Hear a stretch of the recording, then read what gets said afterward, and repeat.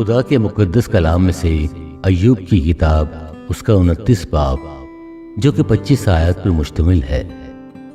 اپنے معاملہ کے بارے میں ایوب کا آخری بیان۔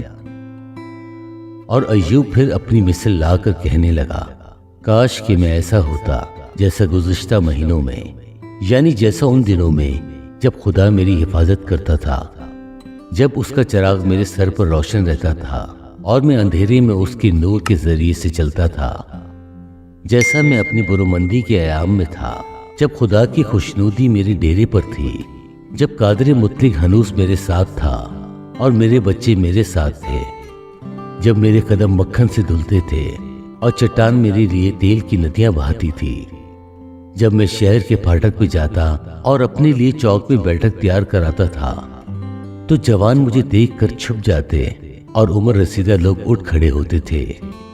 عمرہ بولنا بند کر دیتے اور اپنا ہاتھ اپنے منہ پر رکھ لیتے تھے۔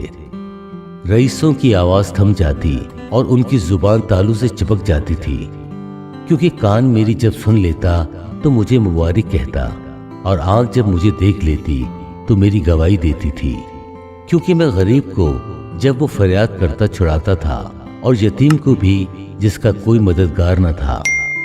ہلاک ہونے والا مجھے دعا دیتا تھا اور میں بیوہ کے دل کو ایسا خوش کرتا تھا کہ وہ گانے لگتی تھی۔ میں نے صداقت کو پہنا اور اس سے مبلس ہوا۔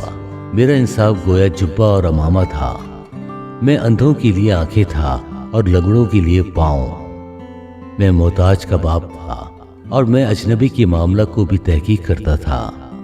میں ناراض کی جبڑوں کو توڑ ڈالتا اور اس کے دانتوں سے شکار چھین لیتا تھا۔ تب میں کہتا تھا کہ میں اپنے آشیانہ میں مروں گا اور میں اپنے دنوں کو ریت کی طرح بے شمار کروں گا۔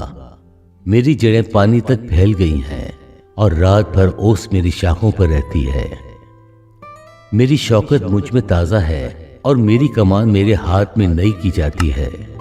لوگ میری طرف کان لگاتے اور منتظر رہتے اور میری مشورت کے لیے خاموش ہو جاتے۔ میری باتوں کے بعد وہ پھر نہ بولتے تھے اور میری تقریر ان پر ٹپکتی تھی۔ وہ میرا ایسا انتظار کرتے تھے جیسے بارش کا، اور اپنا منہ ایسے پسارتے تھے جیسے پچھلے می کے لیے۔ جب وہ مایوس ہوتے تھے تو میں ان پر مسکراتا تھا اور میرے چہرے کی بشاشت کو انہوں نے کبھی نہ بگاڑا۔ میں ان کی راہ کو چنتا اور سردار کی طرح بیٹھتا اور ایسے رہتا تھا جیسے فوج میں بادشاہ، اور جیسے وہ جو غم زدوں کو تسلی دیتا ہے۔ خدا کے پاک کلام پڑھے اور سنے جانے پر خداوند کی برکت ہو، آمین۔